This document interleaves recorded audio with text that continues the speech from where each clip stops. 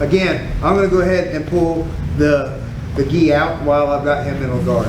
Whenever I'm sitting in guard, remember guys, my guard should be engaged, right? My hips are up, I'm on top of the knees, my butt's not flat on the floor, right? I'm heavy on top of him, and I'm not, so that you know, he's carrying my weight versus me putting my butt on the floor, right? So I'm gonna disengage, I'm gonna pull that lapel out, right? So once I get the lapel out, I'm gonna hang on to it, right? So what I wanna do is, again, I wanna break him down, right?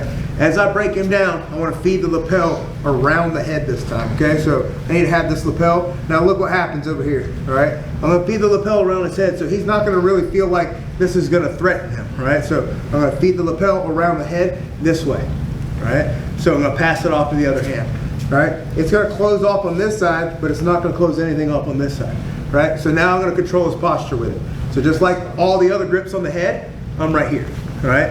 So I'm right here, and as he's fighting to get back up, right, I'm gonna pass this hand off to this side and this hand, all right? Now it's closed off here, and now it's closed off there. Now all I have to do is pull down on his head. He's already turned purple, right?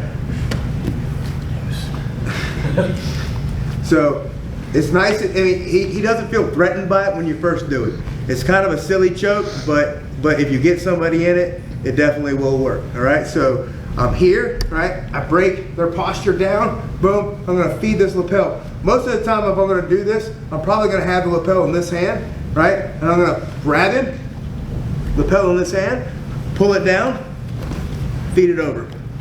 See that, right? That's gonna close off the carotid artery on this side, but look at all this room, right? He's got like a turtleneck on over here. It's a big old giant space, right? So this hand now is gonna pass through, and I'm going to make the grip on the end of the lapel. Once I make this grip, all I have to do is pull down on his head in any way, shape, or form. All right?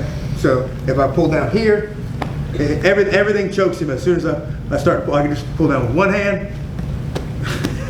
All right? Most likely I'm not going to pull down with one hand because he's going to be postured up against me. But when you grab with the other hand and you're pulling with both, you're going to choke him. So once you get that grip in. All right, so one more time, I pulled the lapel out, I fed it to this hand, boom, I've used my knees, I broke him down, look, feeding, grabbing, back of the head, right? Every grip I use to control posture, when I have him in my closed guard, I put my grip on the back of his head, right? So I start to give him a little room back.